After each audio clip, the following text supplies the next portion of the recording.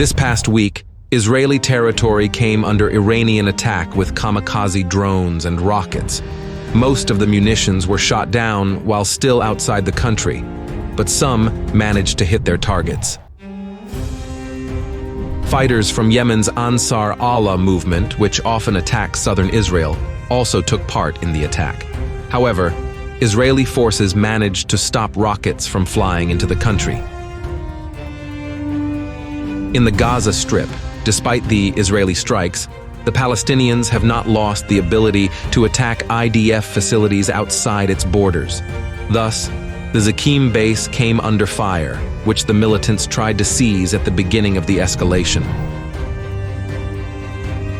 In the northern Gaza Strip, Israeli forces conducted an operation on the outskirts of Beit Hanun.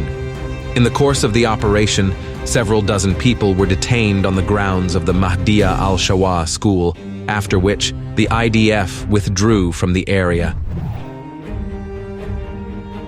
An increasing number of Palestinians, including from Rafah, are returning to the northern part of the enclave.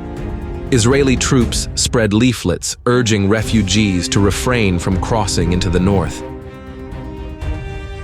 Humanitarian aid airdrops continued.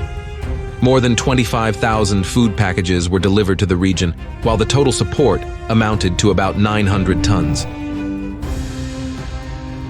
Jordan also sent a convoy of 75 trucks of humanitarian aid to Gaza. Nevertheless, footage of boxes with expired canned food started circulating in the Palestinian media.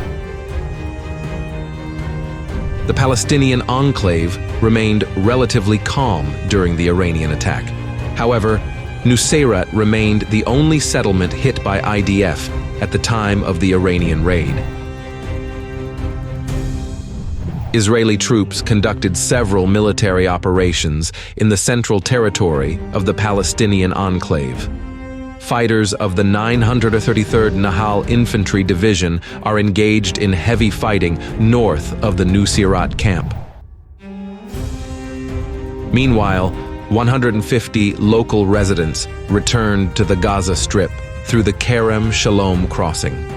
They were detained during an Israeli operation in the south of the enclave and released after investigations.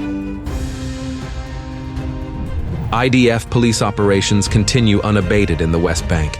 Israeli raids are often accompanied by gun battles with Palestinian militants and sympathetic civilians. For the first time in a long time, Israeli security forces detained an Islamic State ally in Beitunia. The militant was planning to commit several terrorist attacks in the near future. From time to time, residents of Jewish settlements in the West Bank also confront Palestinians. For example, violent clashes erupted over the murder of an Israeli shepherd boy in Ramallah province. Fighting continued on the Israeli-Lebanese border, limited to exchange of fire. Hezbollah struck IDF positions, and as a result, 18 Israelis were wounded in Al-Aramshi. Earlier, the Israelis used a UAV to strike a vehicle in the town of Ain Baal. A Hezbollah commander was killed, and 2 Hezbollah fighters were wounded in the attack.